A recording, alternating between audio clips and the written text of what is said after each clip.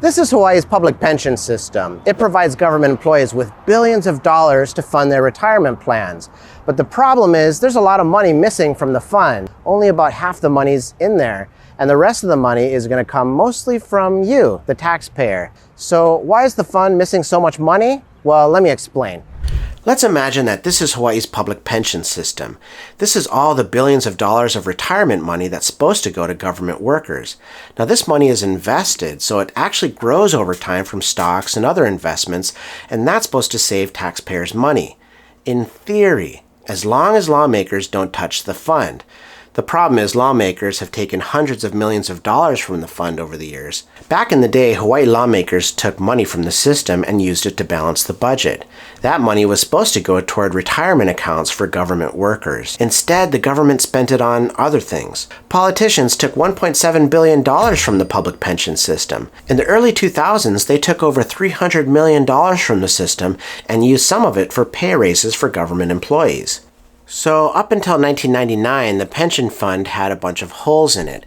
But it was okay, especially since the stock market was booming and investments were up. But when the stock market crashed, this happened.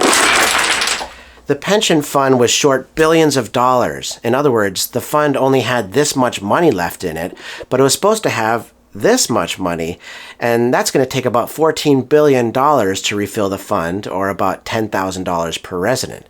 Now just think, $10,000, that's like $40,000 per family, which is a down payment on a house. That's a lot of money. That's one of the main reasons taxes have been going up so much in Hawaii. So when does it end? When is the fund supposed to be fully funded? Well, apparently that's not going to happen until the year 2045. But that's only if nothing shakes the system. If something bad happens, like a recession or if lawmakers poke more holes in the fund, then that could make it even harder to rebuild. And there's one more thing that takes more money from the fund and makes it a little more shaky, and that's pension spiking. That's where government employees rack up tons of overtime and that spikes their pension. For example, let's say you work for the government and you make $59,000 a year, but somehow you rack up $62,000 of overtime and that spikes your pay to $120,000 for that year.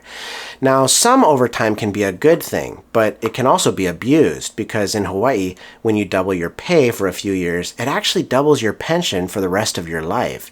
An easy fix to help the pension fund would be to end the practice of pension spiking. And also, Hawaii could look at what other states are doing, like offering 401k style plans, which are less costly to taxpayers. These types of things can help rebuild the fund, but we've got a long ways to go.